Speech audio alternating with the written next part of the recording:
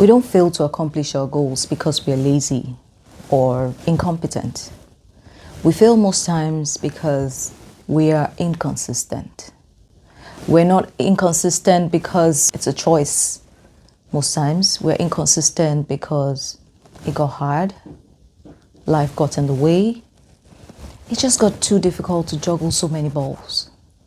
And then we just began to drop things one at a time, things that were once very important to us. Today I'll be sharing 7 practical steps on how to stay consistent in order to accomplish those goals. If it's your first time setting a goal and trying to accomplish it, or if you're like me, restarting again, which can be much more difficult sometimes, these steps are going to help you stay consistent this time. I'm Tosan. You're welcome to Tosan's University. The first step is to set easy to achieve goals. I know that most of us have been taught to set goals that stretch us. But the thing with that is the fact that we need intensity and motivation to keep going on such goals, which usually leads to burnout at the beginning. Much later, life gets in the way and you find out that you're telling yourself, oh, maybe this is, not for me, or this is not the right time. All this can be avoided when you set very easy to achieve goals. Sometimes a little too easy. Why? Because consistency is not built based on intensity, on gra-gra. Consistency is built on being able to repeat simple actions over and over again. You train your mind, you train your body that this is a necessity, this is a need. So even when you are motivated, you get to do it. Even when you are not motivated, if you have no inspiration, you do the barest minimum. A good example is when you want to make reading a habit. You want to start, or you want to restart or get back into reading after a long hiatus, right? And you decide, okay, I want to read a book a month or a book a week because you used to do that, or people do that around you. And then you find out initially you are doing great. A little switch in your schedule, you are off track. That's because you've set a goal that is so big. How about you decide, how many book pages can I read in a day, even when I'm tired? Or how many minutes can I read in a day, even when I'm tired? I can read 10 minutes in a day when I'm tired. I can read 2 pages in a day when I'm tired. So on a really bad day, I make sure I read 2 pages, or I read for 10 minutes. And of course, on a normal day when life is all smooth and rosy, I read as much as I want. This makes me consistent. This helps me stay grounded with my goal to getting back to reading, or to make reading a habit again. Number 2 is showing up daily. For you to achieve your goals, you have to show up daily. We've already said that you need to set easy to achieve goals. So following up closely is showing up daily. Why do you need to show up daily? Firstly, you need to train your brain, your mind, your body, bring everybody to align to the fact that you have to accomplish this goal. Secondly, it helps you build habits, because you're not always going to be motivated, you're not always going to be inspired, you're not always going to have the energy to do what you need to do to achieve your goals. But because your body already finds out you do it at this time every day or after this activity, it's easier for you to build habits. Sometimes showing up is the work. You're not always going to show up at the same level. You've seen consistency charts. You're going to show up high today, low tomorrow, higher next tomorrow, lower next tomorrow. It's not a straight line. The goal is to show up. When you show up, work is getting done. You're aligning with your goals. You're telling yourself that I'm doing something today towards achieving my goals.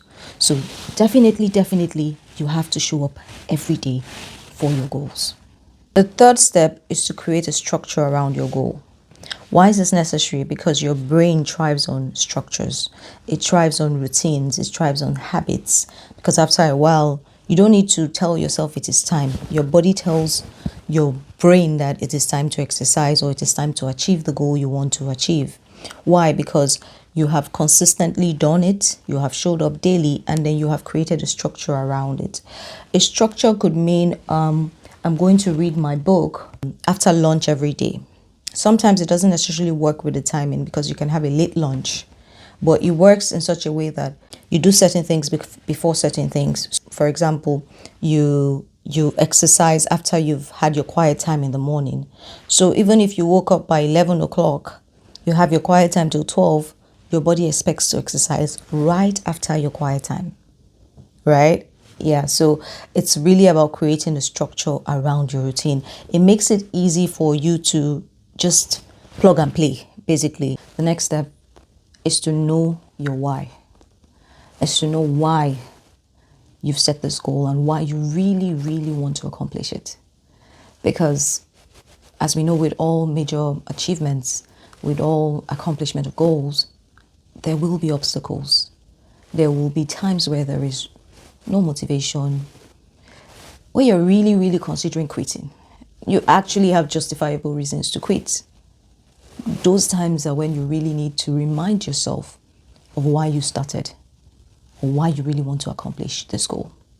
And it's not just some surface level, oh, I want to be fit, oh, I want to be able to do this, or I want to read more. No, personally, for yourself, for your inner self, why do you really, really want to achieve this goal? So that every time life throws you down, knocks you down, when things take its toll and you really, really have no reason to continue, you can remind yourself why you started in the first place, to give yourself that internal motivation, that intrinsic motivation to continue to move forward. The next step is to track your progress. What you don't measure, you can't improve. What you don't measure, you don't know if it's working or not. For example, most people stop just before they're actually successful because they can't tell that they are that close to achieving their goals. For weight loss, you can be checking the scale, but sometimes it's not just about the scale, it's about other non-scale progress. For example, do your clothes fit better? Do you have more energy? For running, for example, are you less tired when you run? You might still be running at the same pace, but you recover faster. Those are things that let you know that something is working. Maybe not in the time part, maybe not in the speed part, but in the recovery part. So tracking your progress will help you know how further you are or closer you are to achieving your goals. The next step is be quick to forgive yourself. Along the way to achieving your goals, you're going to make mistakes. You're going to miss out on some days.